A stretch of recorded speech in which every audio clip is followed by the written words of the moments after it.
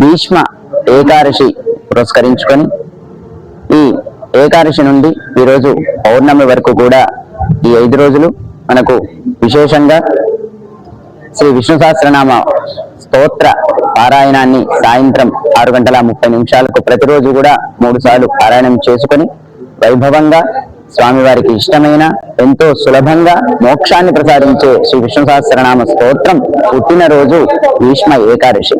ఆ భీష్మ పితామహుని మనం స్మరించుకొని ఆ రోజు నుంచి ఈ 5 రోజులు కూడా స్వామివారి పారాయణం చేసి తదుపరి ఈ రోజు స్వామివారికి మనము హవన రూపంలో మనము సమర్పించడం జరుగుతుంది.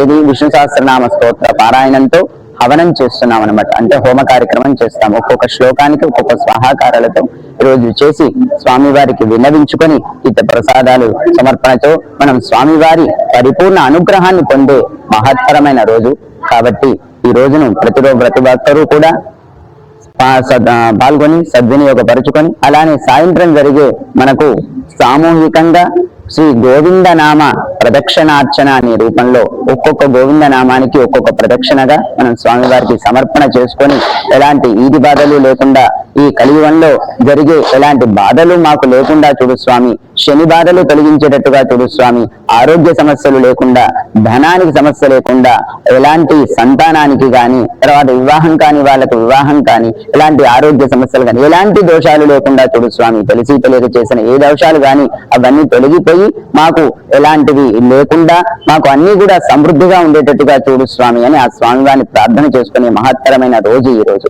కాబట్టి భక్తాదులందరూ కూడా ఈ కార్యక్రమాన్ని సద్వినియోగపరుచుకొని అధిక సంఖ్యలో పాల్గొని స్వామివారిని అనుగ్రహానికి పాత్రలు కావలసిందిగా కోరుచున్నాము. జై శ్రీమన్నారాయణ.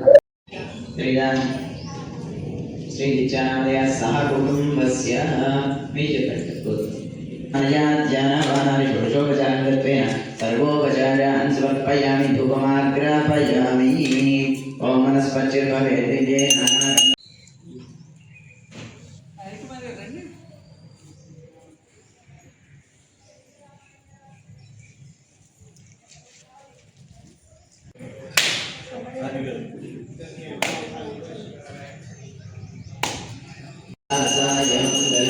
लक्ष्मी चरणलाक्षांगलाक्षास्त्री वक्षवक्षदे क्षेमंगराय सर्वेषां श्रीरङ्गेशाय मङ्गलम् अस्तु ते सर्वस्मै वासना वासोदे वीरश्रीनाथाय देवराजाय मङ्गलम् कमलाकस्तूरी कट्टमाङ्गिरवक्षसे यादवाग्रनिवासाय संपत्पुत्राय मङ्गलम्.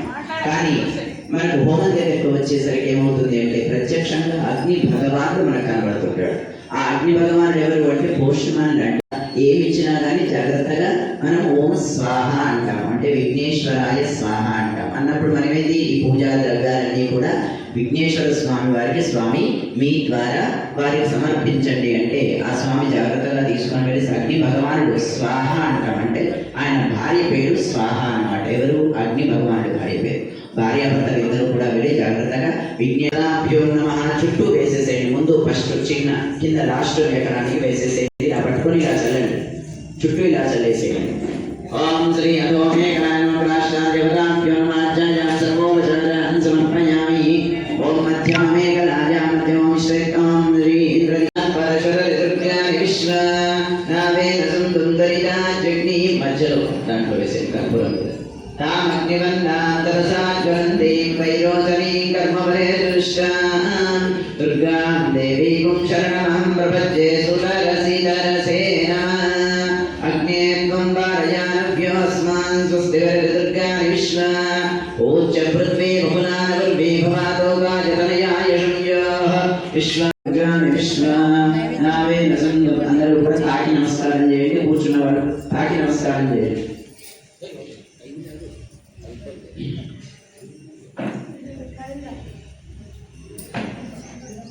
దూరం నుంచి చూసి నమస్కారం చేసుకోండి. ఒకసారి పైకి చూపించండి. వచ్చిన చిన్న జాగ్రత్త. శ్రీ వెంకటాచలదేవతే నమః. సర్వోపచారాన్ సమర్పయామి. ఏడుకొండలవాడ వెంకటరమణ గోవింద గోవింద.